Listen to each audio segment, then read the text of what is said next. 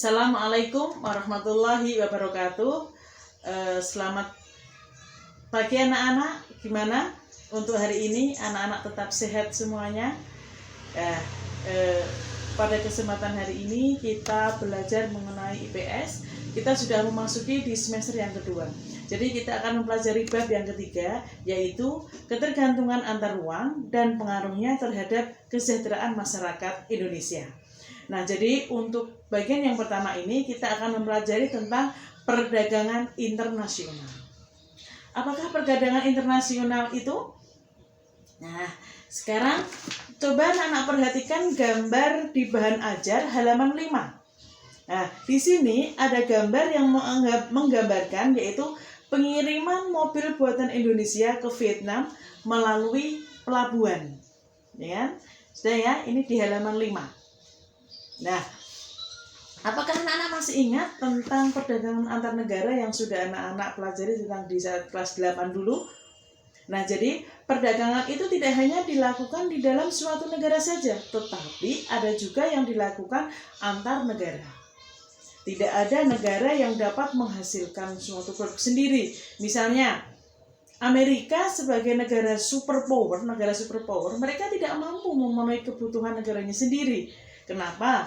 Karena ada barang-barang tertentu yang tidak mereka hasilkan. Amerika tidak dapat memproduksi minyak, sehingga mereka membeli minyak dari negara Arab. Dan sebaliknya, negara Timur Tengah membutuhkan barang dari negara Barat. Tidak ada negara yang dapat memenuhi kebutuhan negaranya sendiri. Barang yang dihasilkan oleh negara yang satu berbeda dengan barang yang dihasilkan oleh negara lain. Perbedaan inilah yang menimbulkan pertukaran hasil antara satu negara dan negara yang lain. Perdagangan antar negara dapat berupa barang-barang keluar dan masuk. Jadi satu negara ke negara yang lain. Artinya apa? Artinya negara yang kelebihan barang akan mengirimkan barangnya ke negara lain. Kegiatan apakah itu? Nah, tentu sekali itu disebut dengan kegiatan ekspor, yaitu mengirimkan atau menjual barang ke negara lain. Sedangkan orang yang melakukan kegiatan ekspor itu disebut dengan eksportir. Nah, jika suatu negara kekurangan barang, kebutuhan untuk membutuhkan barang dari negara lain, kemudian masuknya barang dari negara lain, itu disebut apa itu? Iya, impor. Kebalikan dari ekspor, yaitu masuknya barang dari negara lain ke dalam negeri. Sedangkan pelaku impor disebut apa? Importir. Iya, betul sekali, importir. Dan demikian dalam perdagangan antar negara dan arus barang yang keluar dari negeri secara tidak langsung, perdagangan antar negara itu terjadi tukar menukar barang, ya. Tukar menukar barang ini dilakukan dengan perantara uang.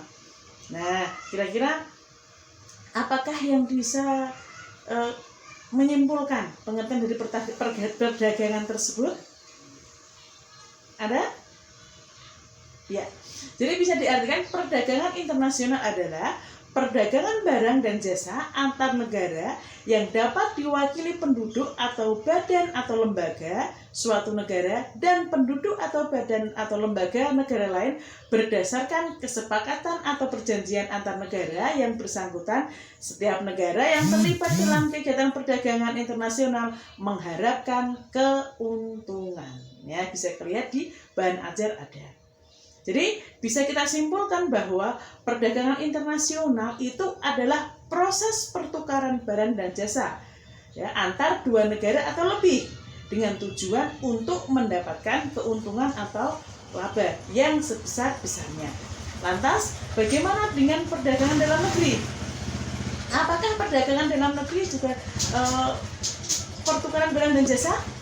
Nah, jadi berdasarkan kegiatan perdagangan internasional, perdagangan dalam negeri, sebenarnya kegiatan yang diperlakukan internasional yaitu pertukaran barang di internasional. Namun yang membedakan adalah dari segi wilayah.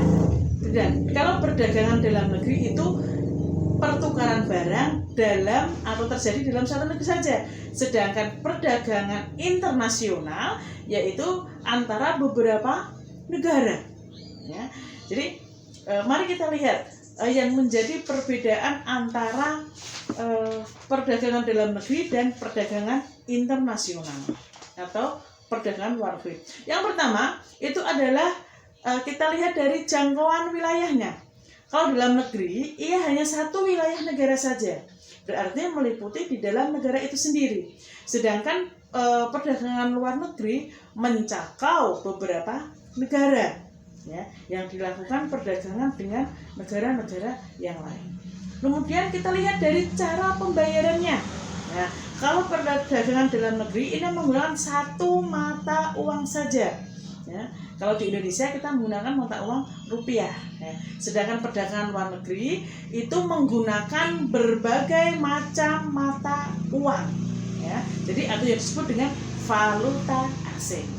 Kemudian untuk sistem distribusinya, kalau di perdagangan dalam negeri ini sebagian besar distribusinya bersifat langsung.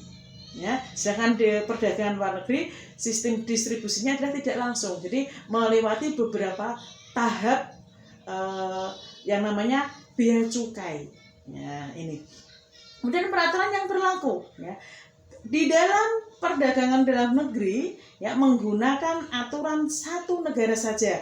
Ya, sedangkan yang perdagangan luar negeri ini menggunakan aturan dari beberapa negara yang terlihat. Ya. Dari segi tingkat persaingan, perdagangan dalam negeri ini bersaing dengan produsen dalam negeri sendiri. Sedangkan perdagangan luar negeri ini lebih ketat lagi karena melibatkan produsen dari berbagai macam negara. Ya, jadi persaingannya sangat ketat sekali. Untuk biaya angkutannya di dalam negeri atau ini otomatis lebih murah karena menjangkau di dalam negeri sendiri. Sedangkan di perdagangan luar negeri ini lebih mahal karena jangkauannya cukup luas sekali. Begitu. Kemudian yang berikutnya kita lihat faktor pendorong perdagangan internasional. Ya, bisa kalian lihat ya, faktor apa saja yang menjadi pendorong perdagangan internasional. Yang pertama yaitu adanya keinginan memenuhi kebutuhan dalam negeri. Nah, ini yang pertama yaitu keinginan membuat kebutuhan dalam negeri. Ya, artinya apa? Di sini keinginan ini berdasarkan dari kekurangan yang kita miliki di dalam negara kita sendiri. Jadi kita membutuhkan suatu barang yang tidak ada di negara kita dengan cara mengimpor barang dari luar negeri. Gitu. Terus kemudian perbedaan sumber daya alam. Nah, jadi sumber daya alam yang dimiliki oleh masing-masing negara itu tidak sama. Ya, inilah yang mengakibatkan dari hasil produksi macam-macam negara tersebut. Jadi kayak Arab Saudi, mereka tidak mampu menghasilkan sayur mayur, makanya Arab Saudi mendatangkan sayur mayur dari Asia. Indonesia, ya, Indonesia mempunyai peluang menjual hasil hutan, ya. Jadi Indonesia bisa mengekspor, ya, mau membawa barang-barang dari, ya. Jadi keunggulannya, ya, dari sumber daya alam dilihat ini disebut dengan keunggulan absolut, ya, yaitu keunggulan yang dilihat. Keunggulan absolut itu adalah keunggulan yang dimiliki oleh suatu negara dilihat dari keunggulan sumber daya alam negara tersebut. Ya. Kemudian keunggulan absolut adalah kemampuan suatu negara untuk memproduksi barang atau jasa yang tidak dapat diproduksi oleh negara lain. Ya, itu. Kemudian yang ketiga adalah perbedaan kualitas sumber daya manusia. Nah, bagaimana ini? Jadi ketersediaan sumber daya alam ini memerlukan daya dukung, kemampuan sumber daya manusianya. Suatu negara yang mempunyai sumber daya manusia yang bisa dilihat terutama dari segi kualitas, maka akan menghasilkan barang dan jasa dengan mutu yang berkualitas yang sangat bagus. Ya. Kemudian yang keempat adalah perbedaan ilmu teknologi dan ilmu pengetahuan. Jadi dari satu negara dengan negara yang lain itu mempunyai teknologi yang berbeda. Ya, contohnya pembuatan garam. Ya. Di negara kita itu membuat garam dengan cara tradisional. Padahal Singapura itu sudah membuat garam dengan menggunakan teknologi yang sangat tinggi. Kemudian yang berikutnya adalah perbedaan budaya. Ya, perbedaan budaya. Perbedaan budaya di suatu negara ini akan menghasilkan seni ukir dan batik Indonesia. Nah, ini merupakan daya tarik tersendiri yang dimiliki oleh Indonesia pada negara lain. Nah, demikian juga dengan keramik Cina. Ini mempunyai daya tarik sendiri untuk negara-negara lain. Ya, di sini. Terus kemudian perbedaan biaya produksi. Nah, perbedaan selera. Nah, kita lihat. Kemudian ini menjadi faktor pendorong ini ya, perbedaan selera di antar negara. Terus kemudian selain itu ada juga kesamaan selera. Nah, jadi perbedaan selera dan kesamaan selera ini menjadi faktor pendorong dari perdagangan internasional. Ini adalah faktor-faktor yang mempengaruhi faktor perdagangan internasional.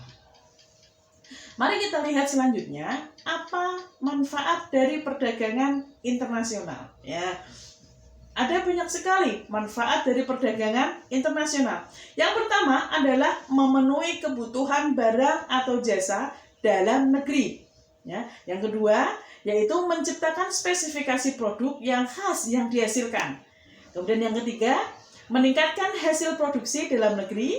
Yang keempat, membuka kesempatan kerja. Yang kelima, meningkatkan pendapatan negara dari devisa. Yang keenam, mendorong pertumbuhan ekonomi. Yang ketujuh, memperluas daerah pemasaran. Yang kedelapan, mendorong kemajuan ilmu pengetahuan. Dan yang ke-9, meningkatkan hubungan persahabatan antar negara. Dan yang terakhir adalah meningkatkan kualitas konsumsi masyarakat. Ya, itu adalah manfaat dari perdagangan internasional. Selanjutnya kita lihat apa yang menjadi hambatan-hambatan dari perdagangan internasional. Nah, kita lihat yang pertama dari hambatan perdagangan internasional, yaitu yang pertama, perbedaan nilai mata uang antar negara. Nah, jadi perbedaan nilai mata uang antar negara. Nah, jadi ini menjadi hambatan karena nilai mata uang itu setiap negara itu berbeda-beda dan yang menjadi sebuah kesempatan dalam sebuah negara itu dalam perdagangan internasional. Kemudian yang kedua, pemberlakuan kebijakan ekspor dan impor di tiap-tiap negara. Nah, kita tahu bahwa setiap negara itu memiliki aturan dan regulasi sendiri-sendiri yang menjadi hambatan apabila adanya kebijakan yang bertolak belakang dengan negara lain. Ini menjadi hambatan jadi satu negara bisa berdagang ke negara yang lain. Yang ketiga yaitu pembayaran antar negara sulit dilakukan dan beresiko besar. Nah, kenapa beresiko besar? Karena kita tahu bahwa dia melibatkan kedua belah pihak ya, yang tidak bertemu secara langsung, melainkan via online ya, semuanya seperti itu. Jadi resikonya sangat besar. Jadi penipuan atau mungkin kita tidak bisa dengan ini. Dan yang keempat, terjadinya peperangan yang menyebabkan ekonomi negara lesu. Dan yang kelima, kebijakan lembaga ekonomi internasional yang menguntungkan negara anggota. Yang keenam, proses pengiriman barang dan atau jasa yang membutuhkan waktu relatif lama. Kemudian yang terakhir yaitu pengenaan biaya masuk yang sangat tinggi. Nah, gitu ya. Jadi dari ketujuh itu adalah merupakan hambatan perdagangan internasional ya. Jadi dari ketujuh itu tadi merupakan hambatan dari perdagangan internasional. Selanjutnya, apa yang menjadi kebijakan perdagangan internasional? Nah, jadi yang menjadi kebijakan perdagangan internasional itu yang pertama adalah tarif dan biaya masuk, kemudian 2 kuota, ketiga ekspor ya, dan subsidi dan premi, kemudian dumping, yang terakhir devaluasi. Ya, gitu. Yang pertama, tarif dan biaya masuk. Ya, jadi setiap barang yang masuk ini terkena biaya. Ya. Kuota ini adalah jumlah. Ya. Jika barang yang akan kita impor, kemudian larangan ekspor dan impor itu ya. Ya, kemudian larangan ekspor impor ya. Kemudian subsidi dan premi ini ya, dumping ini adalah kebijakan penjualan di luar negeri yang lebih murah ya. Ya, penjualan di luar negeri yang lebih murah dibandingkan di dalam negeri, ini disebut dengan dumping. Ya, ini adalah kebijakan-kebijakan yang menjadikan penghambat dari perdagangan internasional. Jadi untuk materi perdagangan internasional, Ibu cukupkan sampai di sini. Ada yang belum jelas bisa diputar kembali video yang Ibu buat ini, ataupun mungkin kalian bisa lihat, kalian baca di bahan ajar yang sudah kalian miliki. Tetap semangat, tetap jaga protokol kesehatan, jangan berkerumun, dan jaga kesehatan. Assalamualaikum warahmatullahi wabarakatuh.